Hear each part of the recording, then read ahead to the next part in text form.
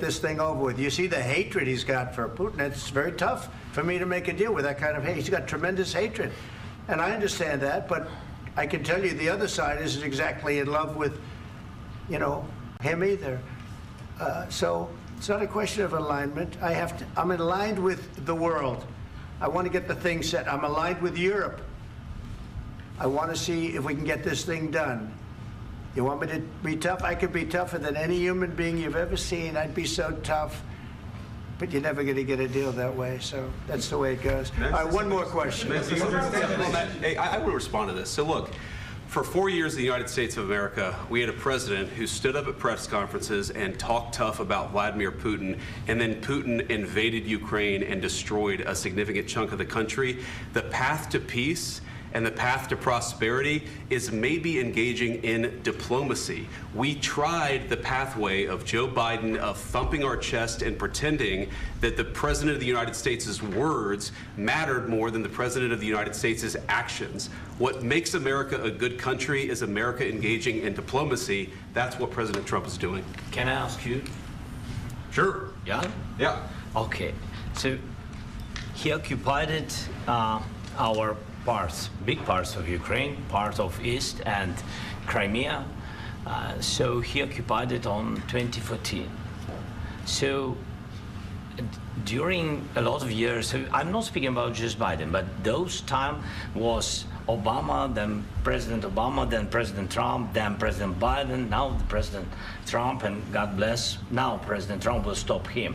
But during 2014, nobody stopped him. He just occupied and took. He killed people. You know what the contact line? 2015. 2014. 2014 and 2014. 2014. Yeah. So I was not here. Yeah, but that's exactly right. Yes, but during 2014 till 2022, yeah, the situation the same. The people have been dying on the contact line. Nobody stopped him. You know that we had conversations with him, a lot of conversation, my bilateral conversation, and we signed with him, me, like a new president. In 2019, I signed with him the deal. I signed with him, Macron and Merkel, we signed ceasefire. Ceasefire. All of them told me that he will never go. We signed him with gas contract. Yes, but after that, he broken this ceasefire. He killed our people, and he didn't exchange prisoners. We signed the exchange of prisoners, but he didn't do it.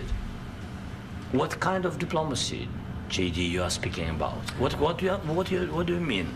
I'm talking about the kind of diplomacy that's going to end the destruction of your country. Yes, but if you Mr. President, with respect, I think it's disrespectful for you to come into the Oval Office and try to litigate this in front of the American media. Right now, you guys are going around and forcing conscripts to the front lines because you have manpower problems. You should be thanking the President for trying to bring an end to this conflict. Have you ever been to Ukraine that you say what problems we have? I have been to. Come once. I've actually watched and seen the stories, and I know what happens is you bring them on a propaganda tour, Mr. President.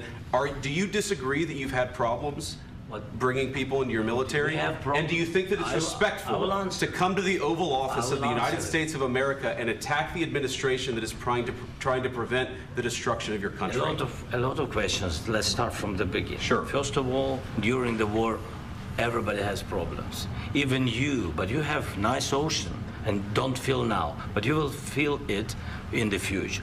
God bless. You don't know that. God bless. God bless. You will not have a war. Don't tell us what we're going to feel. We're trying to solve a problem. Don't tell us what we're going to feel. I'm not telling you. Because you're in no position to dictate that. That's exactly what you're doing. You're in no position to dictate what we're going to feel. We're going to feel very good. You will feel influence. We're going to feel very good and very strong. You will feel influence. You're right now not in a very good position. You've allowed yourself to be in a very bad position, and he happens to be right about it. From the very beginning of the war. You're not in a good position. You don't have the cards right now. With us, you start having cards. Right now, you don't. You're playing cards. You're playing cards. You're gambling with the lives of millions of people. You're gambling with World War III. You're gambling with World War III. And what you're doing is very disrespectful to the country, this country, that's back to you. Far more than a lot of people said they should have. Have you said thank you once? This A lot entire of meeting? times. No, in this Even entire meeting, today. you said thank Even you. today. You went to Pennsylvania and campaigned for the opposition in October. Offer some words of appreciation for the United States of America and the president who's trying to save your country. Please, you think that if you will speak very loudly about the war, you He's can... not speaking loudly. He's not Yeah. speaking loudly. Your country is in big trouble. Can I Wait a answer? minute. No, Can you've I done a lot answer? of talking. Your country is in big trouble. I know. You're not I winning. know. You're not winning this. You have a damn good chance of we are coming out staying, okay because of Mr. us. President, we are staying in our country, staying strong from the very beginning of the war. We've been alone, and we are thankful. I said thanks You haven't in been this alone. cabinet, You and haven't not been only alone. in this We cabinet. gave you, through I this said thank stupid you. president, $350 billion.